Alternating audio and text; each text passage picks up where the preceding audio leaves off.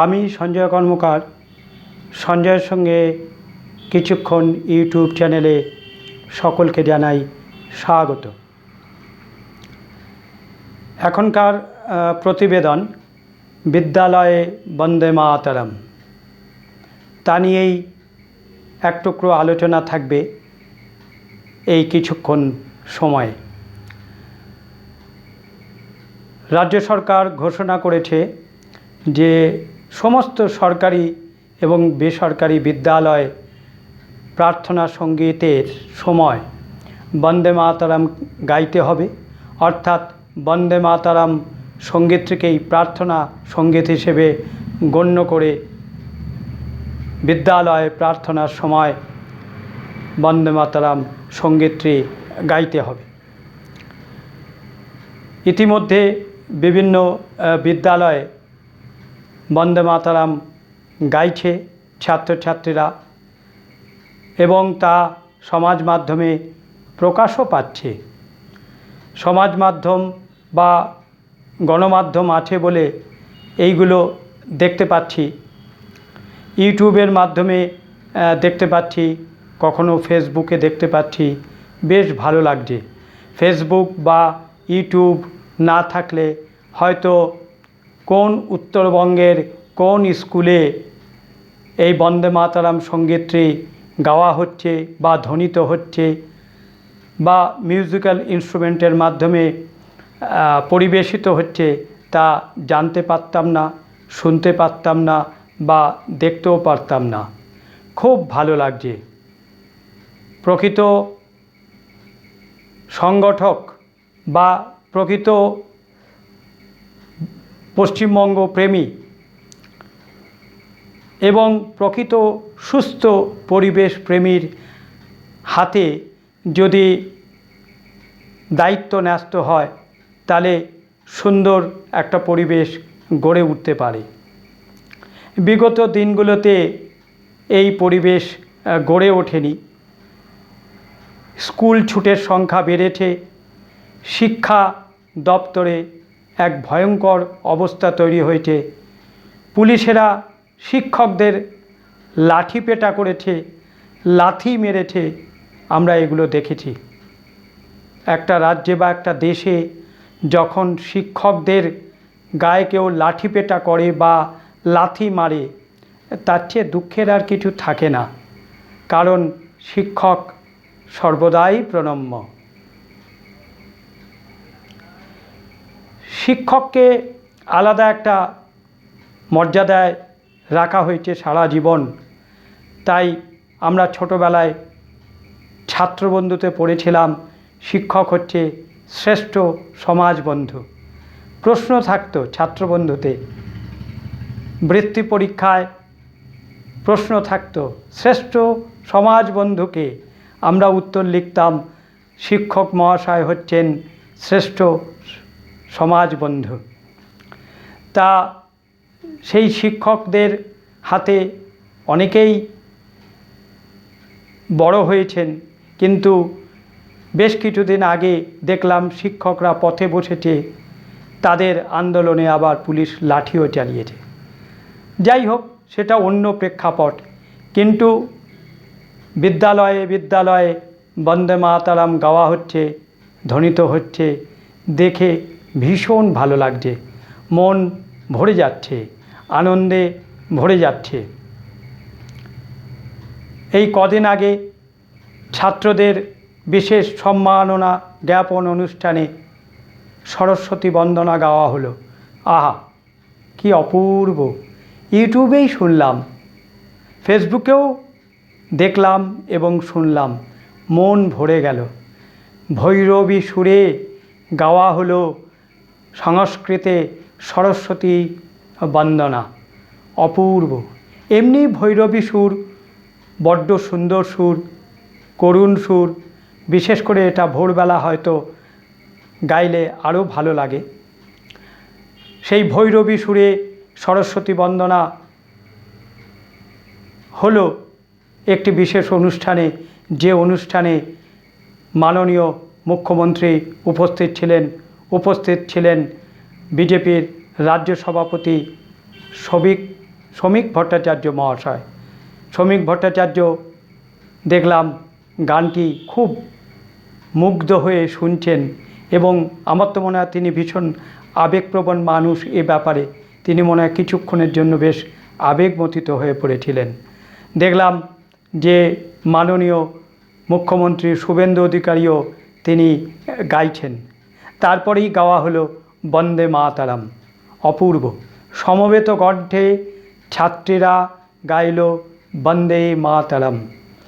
বঙ্কিমচন্দ্রের এই সঙ্গীত সৃষ্টির 150 বছর পূর্তিতে বিদ্যালয়ে বিদ্যালয়ে প্রার্থনা সঙ্গীত হিসেবে বন্দে মাতরম গাওয়া বা সিদ্ধান্ত নেওয়া একটা বিশেষ সম্মান প্রদান করে লেখককে বা এই সঙ্গীত স্রষ্টাকে, যিনি আমাদের বাঙালি ছিলেন, বঙ্কিমচন্দ্র চট্টোপাধ্যায়। কদিন আগে দেখলাম পার্লামেন্টের, আমাদের ভারতবর্ষের পার্লামেন্টে বন্দে মাতরম সঙ্গীতটি ধ্বনিত হলো। বেশ ভালো লাগলো। সবাই উঠে দাঁড়িয়ে সেই সঙ্গীত শুনছেন, কেউ গাইছেন। এটা একটা বিরল দৃশ্য। এ সম্মান তো আমাদের সকলের সম্মান, তার কারণ আমরা বাঙালি। বাঙালি লেখক বঙ্কিমচন্দ্র চট্টোপাধ্যায়, রবীন্দ্রনাথের জনগণ মন অধিনায়কও বঙ্কিমচন্দ্রের বন্দে মাতরম। এ তো আমাদের গর্বের বিষয়, আনন্দের বিষয়।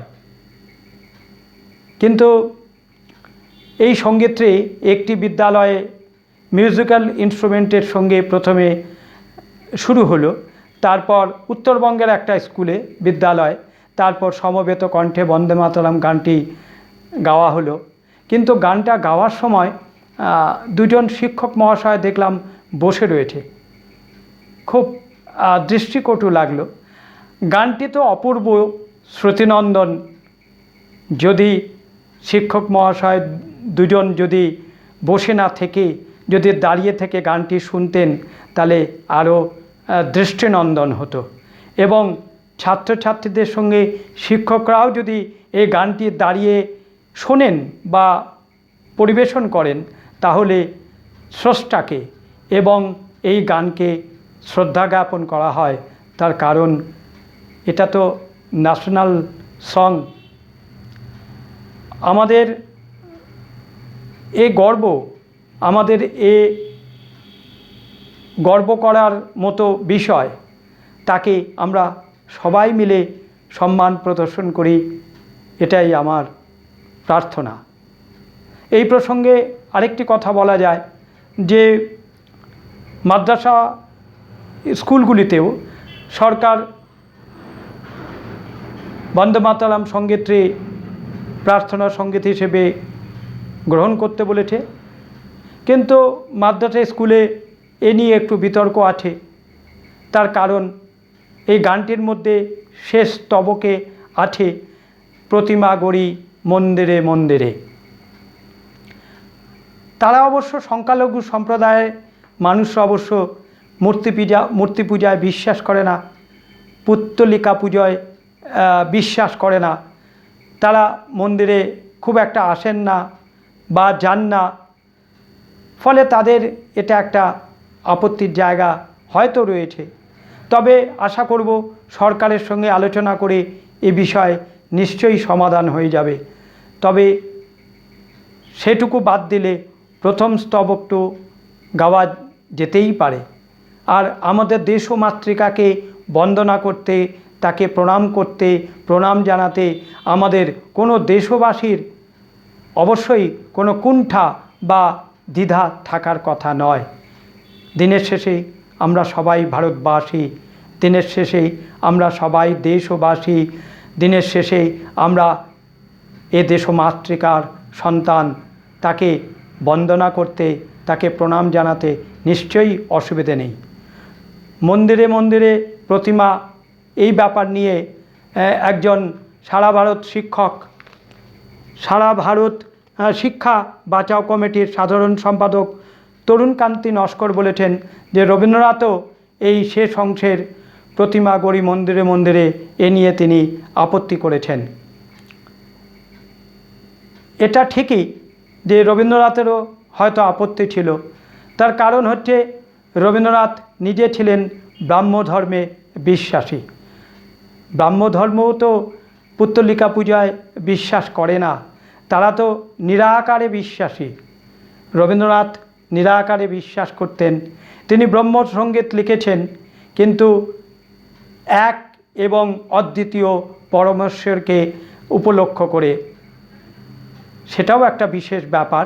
সেই সঙ্গে অবশ্য মুসলমানদের কথা তিনি উল্লেখ করেছেন, সংখ্যালঘুদের কথা উল্লেখ করেছেন যে তাদের কি গলদ্যকরণ করাতে হবে না। গলদ্যকরণ করানোর আমার মনে হয় সেরকম কোনো ব্যাপার নেই।